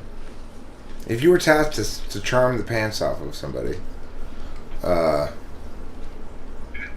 would you be able to really lay on the Southern charm effectively, or is it not your strong suit?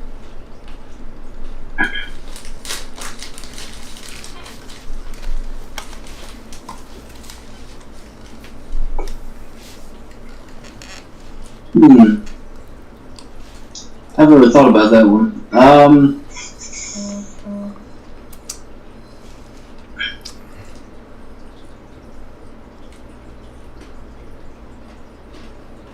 What's like the middle ground? What's the name for the middle ground? I'm not really The middle ground is a stalwart Southern gentleman. Okay. I can dig that. Okay, so I'll go one below that. Okay, well, one below stalwart, and not entirely stalwart Southern gentleman. Okay. Yeah, I'm not kind of spotty. So you don't identify as somebody who is effective at moving through social circles and social politics and stuff? Nope. Okay. So it's interesting your weird relationship with objects. Rachel, if I were to ask you what's a product you would recommend, can you think of any? Like I have to, it's for all day, everyday use. I mean, just something like a product that you have. You like, hey, I like this brand. I would recommend this brand. Old Navy. I guess most of my clothes is from my Old Navy. Okay. So like, the first thing that would come to my mind would be this Spyderco knife. I'd be like, well, Spyderco is a great knife thing. As far as Dremel tools go, you should get a Dremel brand Dremel tool. They're better than the other ones, unless you're gonna get DeWalt or something. You know, and then I would say, like, with guitars, you want to, these spite monkeys are so, Wow. are so shameful. I have a Gerber. So, I'm not sure if that's never or not, but What is that? Is that a Spyderco? It's a Gerber. Oh, it's a Gerber. Okay, cool. I got a Gerber too, actually.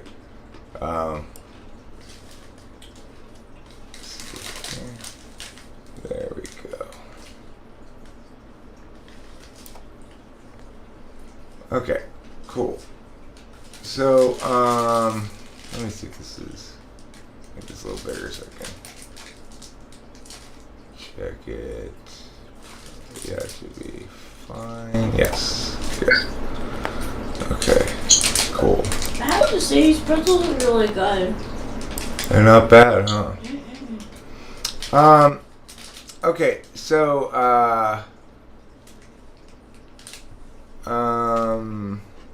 right, live chat.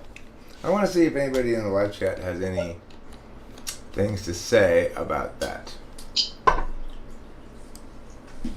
It's so weird that I have this one spike monkey who's obsessed with calling me a freeloader of all things.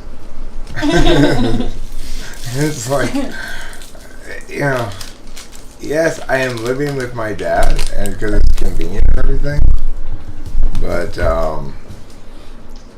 it's just so strange. It's like they want to find something to attack my person about, you know, that I'm a bad person and you should have contempt for me. And I find the psychology of it really interesting. What's your thinking about it? Like, what drives people to? Because this person's been at it for months and months and months and months and months. They've devoted a huge amount of their life to trying to periodically get defamatory messages about me out into the public sphere. You know, what's the reason? What drives people to do that? What do you think?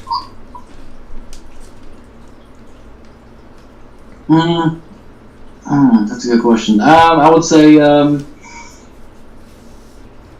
they can't attack you for like everything that you represent. They can't attack like the person that you are. So they try to find something little at you to pick at.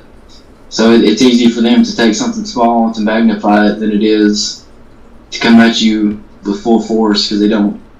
People like that typically probably have their own issues, I would say. Well, I mean, Try to find someone to blame it on. The thing is, I know that the people that I consider spite monkeys don't really want to ever have a conversation with me, you know? They really don't want to have a conversation with me because, you know, face to face, you're dealing with a human being who's pretty obviously not the devil, you know? But they don't want to. They don't want to have to experience that, I guess. Of course, my darling. You know, in my opinion, just about everybody freeloads at some point in their life. Yeah, I did. You know, it's like, that's, for one thing, isn't childhood all about freeloading? I had a long stretch of serious adulthood where I worked a lot. I am happy to be lucky enough to be able to freeload for a little bit here off my dad. It's nice. It affords me. Appreciates it too, like, we appreciate it. He appreciates us, and you know, it's like it gives me an opportunity to do a lot of more what I feel like than most people generally have the opportunity to do at this age, you know. So I feel lucky. I will feel no shame or guilt about my freely loading. Okay, so Swift Eagle, you're a little confusing to me. I don't know what type you are. I would guess you're probably an NTJ, probably an INTJ. Did I type you already? You did type me, but you typed me as an ESTJ. I typed you as an ESTJ. Oh, I didn't test your SI really. I just based on the things there. But, well, I mean, the thing is, I was sort of testing for ESTJ by asking you ESTJ questions, which you didn't answer in an ESTJ expected way. Let me try some NI questions then. Have you done the remote associations test? No. I'd like to see how you do with it. I'm curious now.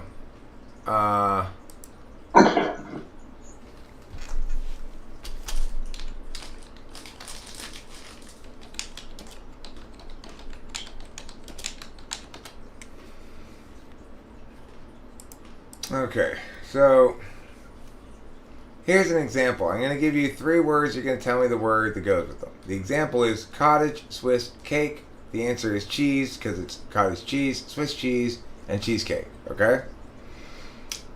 Here's a question. Preserve, Ranger, tropical.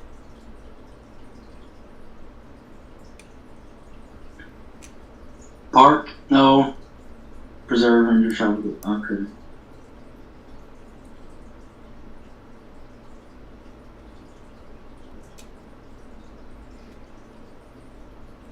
The answer is forest. Okay, let's try another one. Safety, cushion, point. Pin. Pen is correct. Dream, break, light.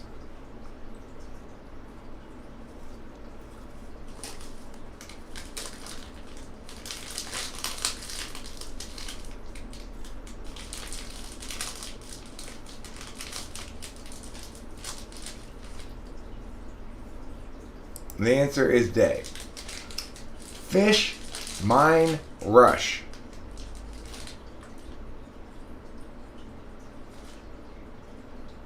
One more time. Fish, mine, rush.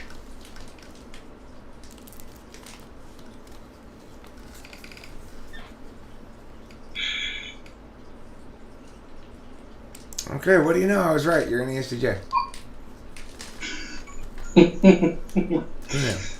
Okay. There you go. That's NI Polar for you. It's funny.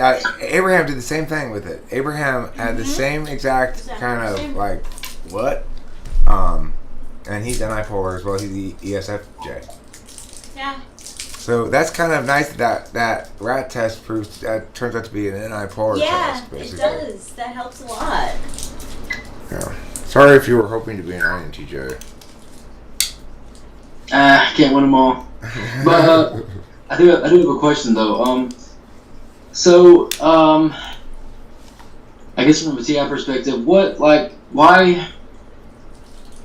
is the nemesis function also called the opposing function? Does it go against everything that the ego does? Why is the what function called the opposing function?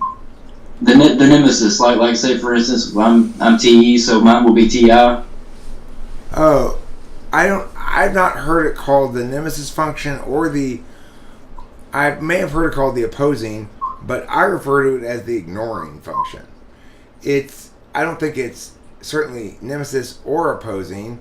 It's the necessary precondition that it be on autopilot. So since you are TE, Dom, your TI necessarily must be on autopilot. You have to assume that what makes sense from an efficacy perspective will also end up making sense communicatively. Usually it does. Your autopilot TI is pretty good. My autopilot NI is pretty good. But it's the thing you have to assume will take care of itself for your dominant function to work properly. For extroverted intuition, for example, introverted intuition says what is, singularly. Extroverted intuition says what not. So in order for extroverted intuition to work, it has to assume the autopilot NI is correctly identifying what is, so that I can build off it and conclude what's not. Or what might be, whatever you want to call it. So the same sort of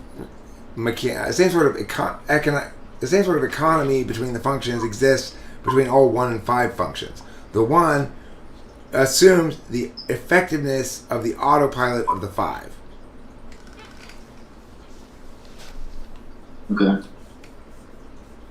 So I don't know why people call it nemesis, but not like that in my perspective at all. That's not how I'm not. Go ahead. Well, I was gonna say I'm not gonna tell you where I heard it from because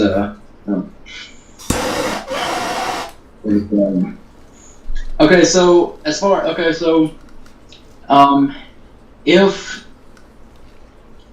as a TI user, what are you universally looking for? Like Obviously, it's some kind of consistency, but what kind of consistency? Like, Well, first of all, I'm TI tool function, which means it's an instrumental value for me. So in the public sphere like this, it's very demonstrated as a value, but it's not something that I actually prioritize that much in my own life and my own experience. But what it means is that I value things that test out as fair. And to be fair means that if you can use that argument, I can use that argument too. So if it's fair for you to come into my yard and take my lawn furniture back to your house and keep it there forever because you felt like you needed lawn furniture, then it's fair for me to go to your house and take random shit from your house and bring it back to my house because I feel like I need it, right? So in other words, fairness is ultimately about reciprocal burdens. If in fact we can intuit that applying this reciprocally creates bad outcomes for some people to the benefit of others, if there's like a structural inequity that's created by applying a reciprocal burdens test to this, then we should reject that thing. It's primarily a negationary frame of reference, TI. It's not so much about what is correct, it's about what's not correct. okay, and I have one more if you don't mind. Sure. Okay, so what is the hidden agenda and why is it the third function? All right, so the hidden agenda would be better called the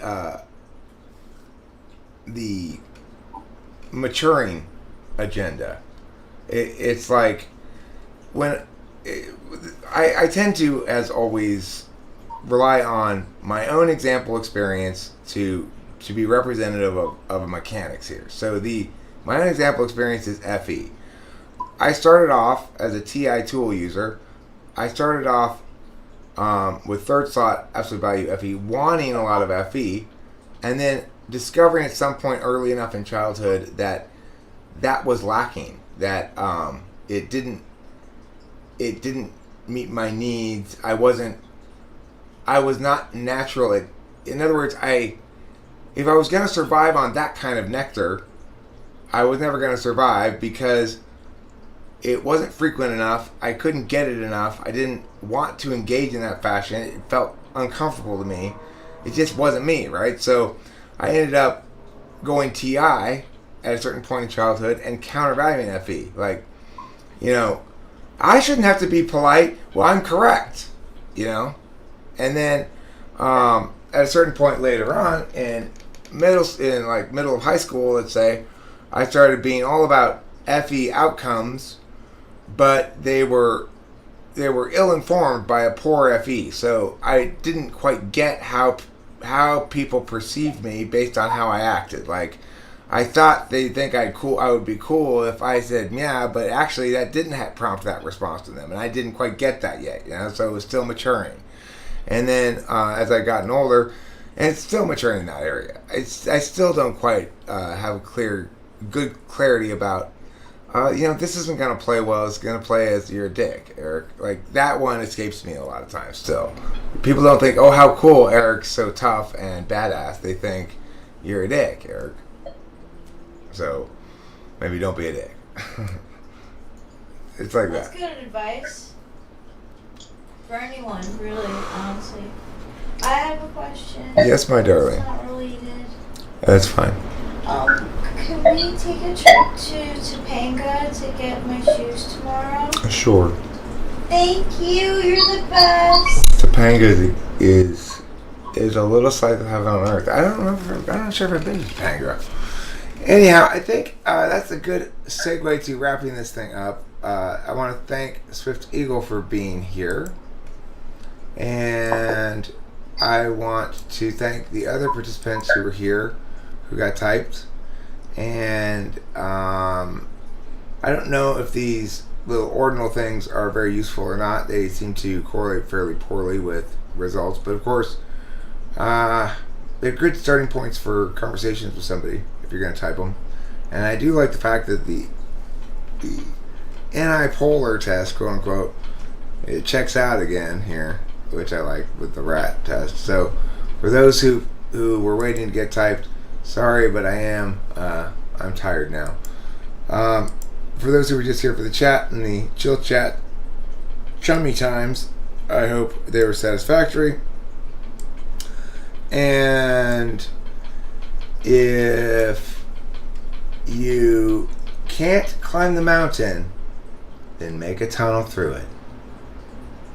That's my takeaway wisdom for today, okay? Thanks for watching. Meow, meow, meow, meow.